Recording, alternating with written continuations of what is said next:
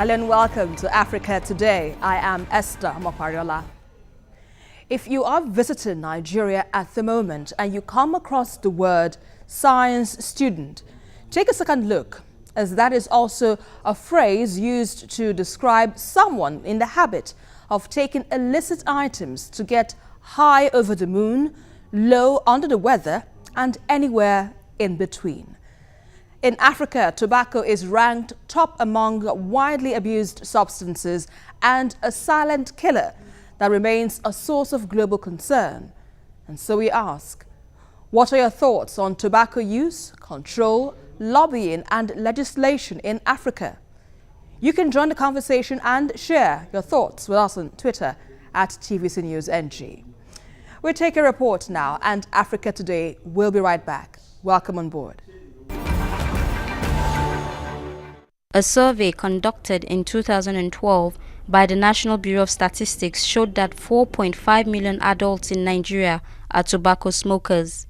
In Africa, a few countries like Ghana and Senegal have gotten their bill in motion to control the distribution and consumption of tobacco. It is however worried that there is a deliberate ploy by tobacco companies to position tobacco adverts and signs within 100 meters of schools to stimulate children and youth into early interest in use of tobacco products. Senate is further worried about the deliberate positioning of the location of point of sales of tobacco products within 100 meters of schools to attract attention of children and youth. Further notes that the display of tobacco and tobacco products alongside confectionaries purchased and consumed by children and adolescents may lead to exposure, experimentation, and use. And once you target the young ones growing up and you get it right, then we can control and even minimize the consumption of tobacco. They know that we have a growing population, and the moment they are able to introduce tobacco smoking to these young people, then their clients or their customers will increase, and which is inimical to our own development. It's a very, very tactical thing they are doing, which is capable of causing harm to our country. Smoking is said to cause heart attack, hypertension, various types of cancers and other conditions like asthma. Nigeria spends a staggering 89 billion naira annually on tobacco, which is more than $400 million, and an average Nigerian adult who smokes spends more than 1,000 naira on a monthly basis. Now with this, these activists believe that the president's assent to the bill is long overdue.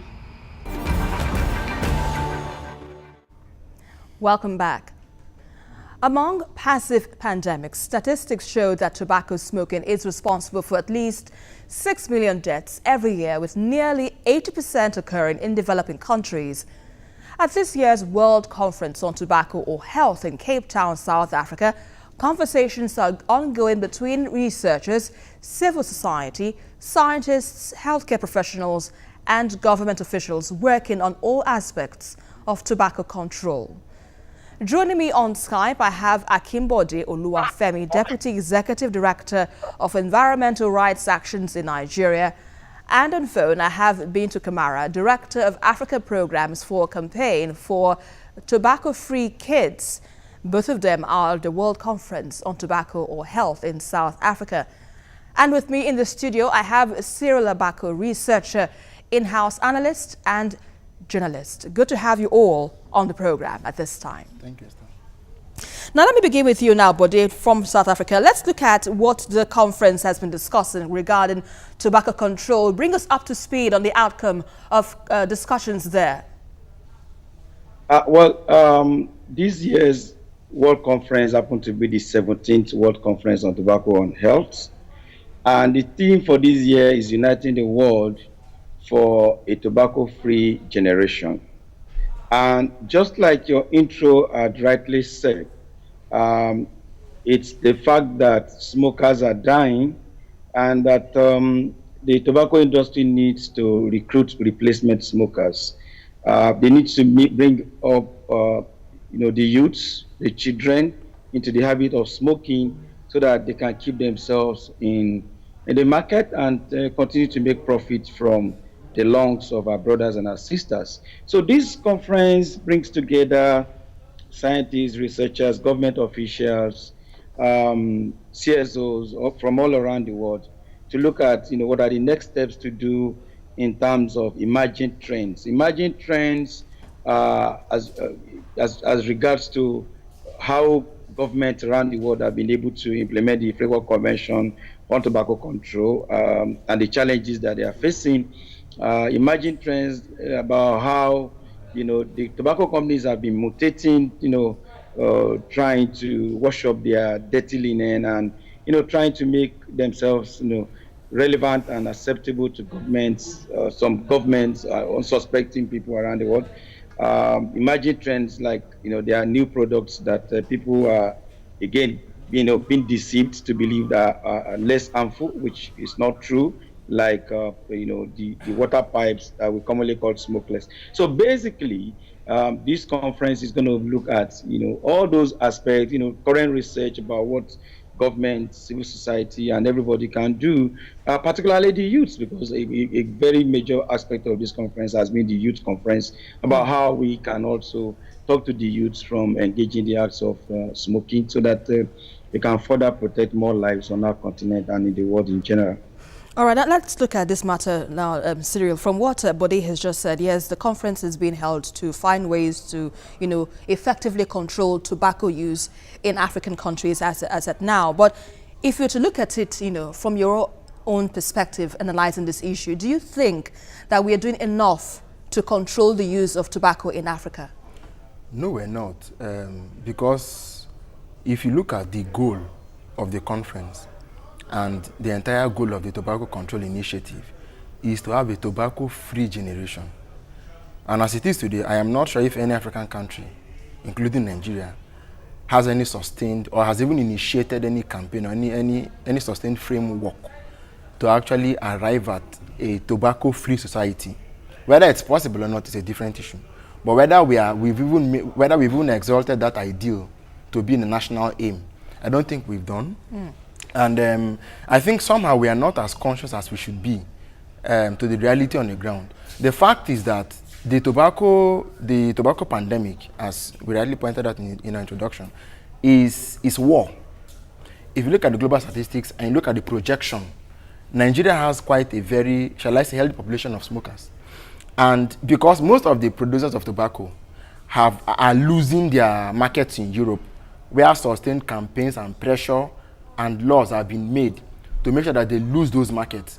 Their next focus is Africa. Of course, they know that. I mean, when they come here, there are weak institutions, there are lawmaking is weak. Even where laws are made, enforcement is weak. Sometimes they can bribe officials and so on. So they have found a very healthy market in Africa. And the projection clearly states that by 2030, there would have been an astronomical rise in the number of smokers on the continent. So I think that's something that we really should be looking into. There are a few things that could have been done. I would have expected that by now, the things that some of the Western nations have done, by now would have integrated them. For instance, when we were growing up, you see tobacco advert on television, on radio, and then they put a caveat at the end saying smokers are liable to die young. Thereafter, but now you find that on TV, you no longer have tobacco advertisements. But there has not been a replacement in terms of an orientation, a campaign that is sustained at the youth and saying that, look, it's not just enough that we've taken away the tobacco advert on TV. Something to replace and reorientate them really is in there. You go out and find that at every nook and cranny, people can buy tobacco, a stick of cigarette for about 10, 20 naira. In those countries, they no longer sell, they no longer retail tobacco. Yeah. Because it is within the reach of the common man who can afford it, but who cannot afford the challenges that come with it.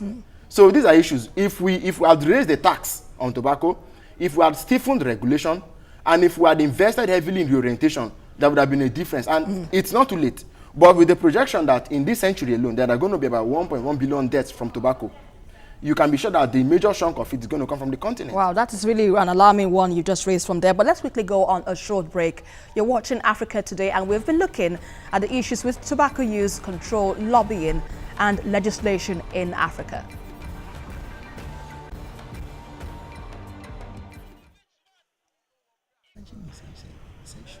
Sorry? Yeah? Hello, Bintu Kamara. Yes. Hello. Hello. Hi. Good evening. Good evening. How are you? I'm sorry for the technical issues we've had. No problem. I can hear you very well now. Great to have you on the show. I'm Esther, by the way. Great. The anchor for the program. Nice meeting you. Nice meeting you. Yes. And you're having other Hi, guests Esther. also. Thank you very much for having me. All right. All right. So on a break right now, when we come back, we'll have you straight on first before the others. Great. How many guests do you have on the show right now? We have two. We have one in the studio and also one on Skype.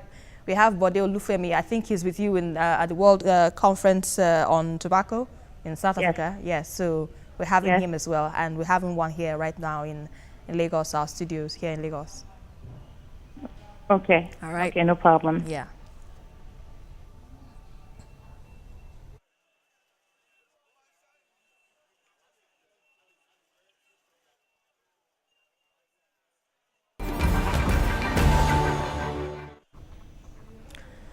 With tobacco use down in most high-income countries, Africa is one of the new battle sites of big tobacco's efforts to grow its consumer base. According to statistics, an estimated 77 million people currently put their health at risk with the use of tobacco-related products in Africa. Well, I have back online Bintu Kamara, and she joins me from South Africa, and she is at the World Conference on Tobacco or Health in South Africa. Now, Bintu, if we're to look at this matter, you know, from your own angle, why do you think Africa is the hub of tobacco smokers, even though we know that it isn't good for health? Right. So I think the data that you received from your previous speaker is absolutely right. With more than 1 billion smokers in the world, With more than 1 billion smokers in the world today, 6% of that number is adult smokers in Africa. So they currently live in Africa. So that translates into 77 million smokers in Africa. So that's a very stark number. What we know is that smoking prevalence rates in Africa are still low compared to the rest of the world. But that is exactly the reason why tobacco companies have their eyes set on the African market. So if nothing is done today, smoking prevalence is expected to increase by nearly 39%, Esther, by 2030, which will be the largest expected regional increase globally. And that's exactly what the tobacco industry wants. Now, move a little bit further. By 2100, that 6% rate of the world smokers that I told you about that live in Africa will reach 26%. So pretty dark outlook if nothing is done about tobacco smoking in Africa. And talking about, you know, this issue, it's really, really worrying. And we know that a huge percentage of these smokers are the youth. And we're talking about educating the youth on the dangers, you know, of smoking this substance that are, you know, dangerous to their health. What can we do now to enlighten them further so that they know that instead of taking these things that are harmful to them, they can stop taking it altogether? Yeah, you know, the youth of today is different than the youth of yesterday. We have a very vibrant youth that's very inquisitive and very curious. We actually had at this conference a pre-conference session which I was not able to witness, but that everybody's talking about. We have youth representation from Africa that joined youth from other countries and in the world, and I was really impressed by what they approached me with. They said, "We want to leave the adults fight the industry. We, as the youth today, want to talk to our own peers, and we want to tell them what tobacco does to us. We want to speak the language. We want to educate them." And that's absolutely true. They are attracted by a product that the industry continues to innovate just to make sure that they remain their target audience, that they remain their replacement because others are dying or getting sick from their products. So the youth today has the resources, the curiosity, the energy, and the power to actually change those trends that we were talking about. All right, now, Bode, let's come to you now. We understand that we've had previous conferences in this same respect. Now, what are some of this progress being made to checkmate tobacco companies that this one will be building upon? Progress, over the years. Usually what comes out of this conference is a resolution that maps out actions that government CSOs could take in future years till the next conference. But what is most important is that conferences like these and meetings like this give back to the idea of the Framework Convention on Tobacco Control, which is the WHO convention that seeks to regulate the manufacturing, advertisement, and the use of tobacco products all over the world. And as of today, we have about 180, close to 185 countries that are, parties to this convention. WHO is well represented at this meeting.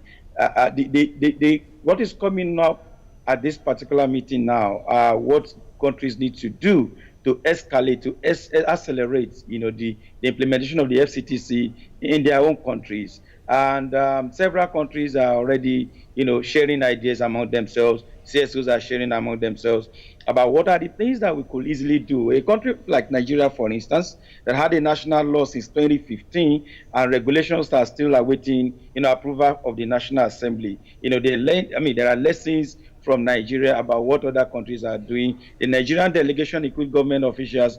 They were all in a session today where Turkey shared ideas about how they were able to tackle, the problem of shisha, which is emerging in Nigeria. So those are the take homes from a conference like this, so that governments around the world, civil society groups, everybody, so researchers and scientists, can come together again and set the agenda and move to another piece. A critical issue that has come up also in this conference has been the issue of taxation.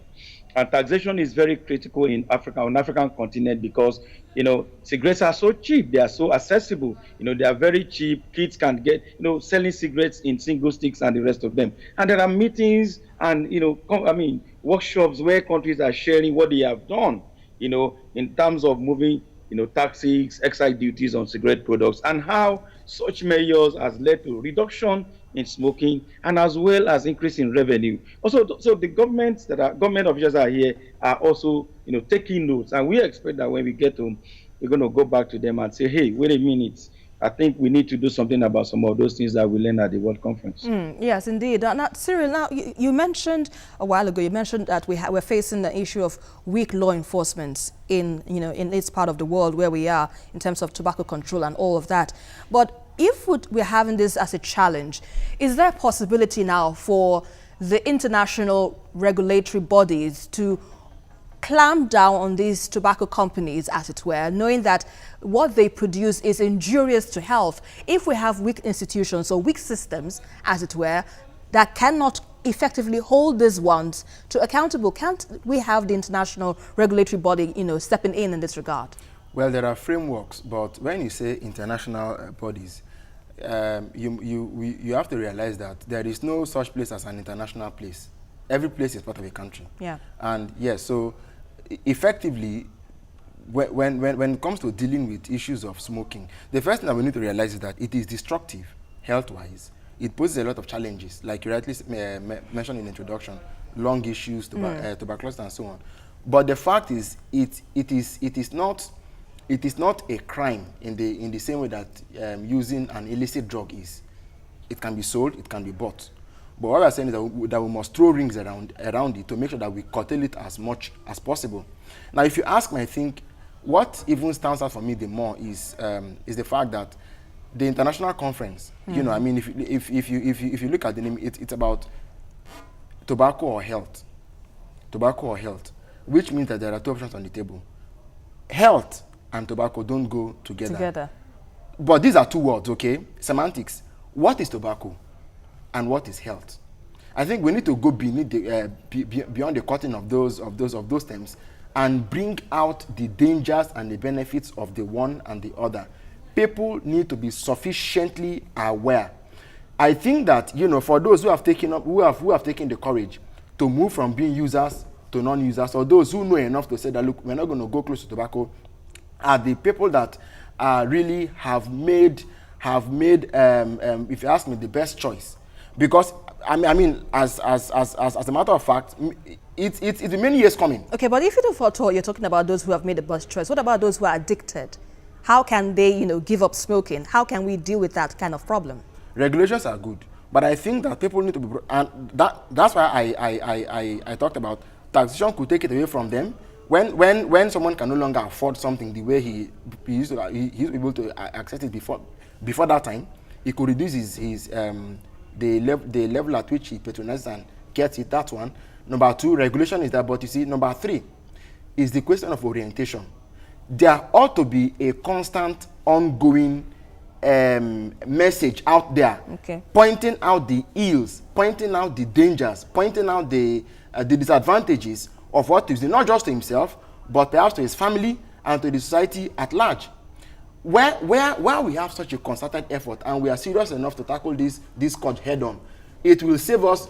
It will save us the stress and the trauma, that goes into international agencies now beginning to look at Africa as the next battleground. The danger is that whenever, I mean, like AIDS, like so many other diseases, whenever they were successful in taking it out of their domains and it came over to the African continent, it then became something that became entrenched, and then we begin to, it becomes a discussion that seemingly becomes endless. Right. But I think that we need to act fast and act well enough. All right, now Bintu, let's really quickly wrap up with you now. Since the target of advocacy is stopping the uptake of smoking by the next generation, what do you think should be the take-home lessons for government, civil society, and policy makers now? I want to answer that by starting to say, which is also an element of the answer to the question you just asked, when you talk about what can the international regulatory body do. I think let's not forget that the most important factor here that remains at all country levels is political will. It's not necessarily what's going to happen at the international level. Everybody's dealing with the same issue, and everybody's fighting really hard. In Africa, what we need is continued political will to fight this.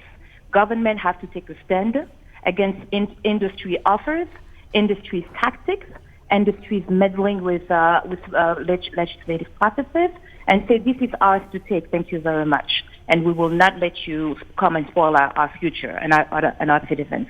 Now, I think the key points that we will take from this conference, it's already been clear for all of us.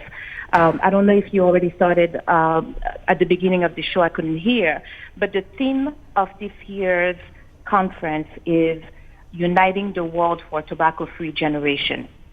And it's a very good theme because as we know that the world has now become a village, the issue of tobacco and the issue of tobacco control just has gone over all boundaries of countries. Right. We have become one village. It is our issue. It is not just one country or one family. It is one world having to face this issue. Right. So that's the first takeaway, that we together need to come up with a set of resolutions to really move the issue of tobacco control, especially here in Africa, for us Africans, forward and as fast as possible. Otherwise, the data and the figures that I gave you are going to happen. All right, let's quickly have the view of Bode on this matter. Bode, what are your few words to add to what Bintu just pointed out? The only thing I want to add to what Bintu said is that every delay is dangerous. People are dying as a result of smoking. Our government needs to act very fast. The Nigerian government needs to enforce the National Tobacco Control Law. They need to approve the set of regulations that will, give bites to those provisions in those laws. And I think it's time for us to be able to also engage ourselves, our brothers and sisters, in terms of mass education, citizens education, even citizen enforcement, to be able to ensure that, our friends and our brothers, quit smoking. All right, thank you very much. By trio, Bode Olufemi and Bintu Kamara, as well as Cyril Baku, thank you very much for your insights and contributions on Africa Today. It's a pleasure to have you all. Well, Africa's bright future looks covered in smoke, where in spite of the potentials for greatness, plantations of tobacco and smoking sticks of cigarettes are virtually standing in the way. In the end, preventing dire medical and socio-economic consequences would entail relentless awareness campaigns and aggressive interventions in tobacco control within the continent and around the world. And that is our package for today. But don't forget to join the conversation as usual on Twitter at TVC News NG and follow me for updates around Africa at Esther TVC News. On to the next one. I am Esther Omokwariola, and always remember, this is Africa. Bye for now.